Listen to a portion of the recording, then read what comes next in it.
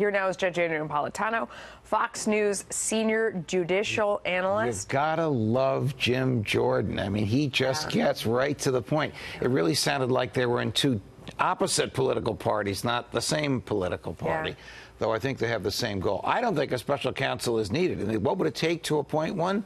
An inability of the Justice Department ethically to prosecute the case because of some conflict. Some high-ranking person in the Justice Department who has to serve as a witness, like Jeff Sessions might be a witness for Bob Mueller, might be a witness that would exonerate the president, or it might be a witness that fills in a couple of little pieces of the puzzle.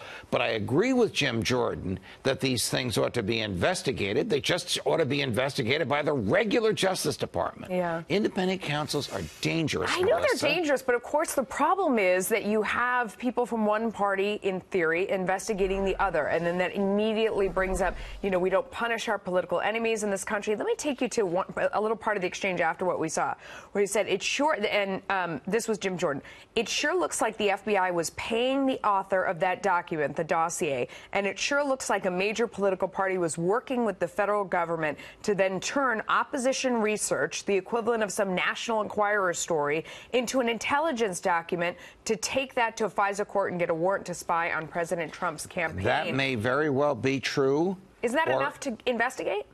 Yes, it's enough to investigate, but maybe it's they already not.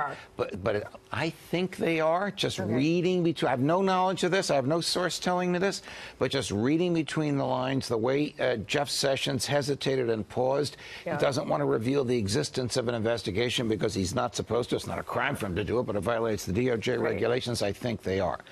But what you just read and what Jim Jordan articulated about the dossier, whether the FBI paid for it or not. Look, if the FBI paid for it, if it is true that the FBI paid Christopher Steele $50,000 for that dossier, that absolutely must be investigated. But that can be done by the Justice Department. We don't need an independent counsel. And along the lines of, you know, when you say it might already be done, that was the direct question. Did the FBI pay for that ridiculous dossier that was filled with garbage? I don't think they asked it quite like that. And he said, I cannot respond to that.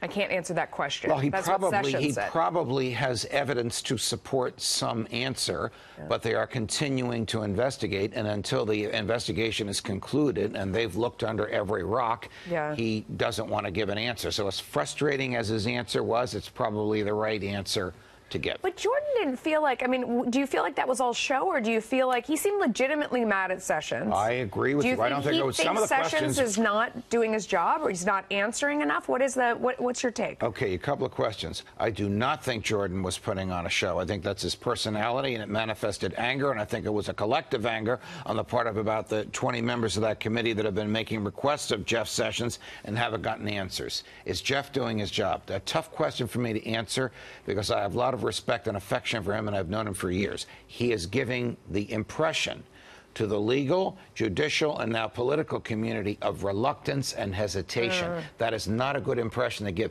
Guess who else gets that impression? The guy that's flying back from Asia and will be landing in Washington tonight. Interesting. All right, fighting back against a so-called secret correspondence, Donald Trump Jr. releasing exchanges he had with Wikileaks following a report by The Atlantic that the two were in direct contact on Twitter during the 2016 campaign, tweeting, quote, "Here's the entire chain of my messages, my whopping 3 responses. Which one of the congressional committees has chosen to selectively leak? How ironic." Judge, is there a crime in there on any side? What do you think? Well, we start with the proposition that it's not a crime to email anybody. You can email a foreign national, you can email a criminal, you can email a terrorist. The crime would come about if there's an agreement as a result of the email to do something illegal, and then somebody in the agreement takes a step in furtherance of it. That's called a conspiracy. So if you look at Donald Jr.'s, and I don't mean to disrespect him by calling him that, but just as a shorthand handle, if you look at Donald Jr.'s responses to the anonymous WikiLeaks emailer, they appear to be innocuous. They even appear to be naive. But if you look at them as part of the continuing picture of regular, consistent, systematic communications between the Trump campaign And some foreign entities, usually Russia, directly or indirectly, they may fill in a piece of the puzzle that Bob Mueller is looking for. So I don't think he can wash his hands of it quite the way he'd like to. But again, Bob Mueller knows a lot more about this. He sees the rest of the puzzle. Yeah. Only he can tell us if the pieces are adequately filled in for him to make a decision. Interesting stuff. Thank you, Judge. You're welcome. We always appreciate your time, David.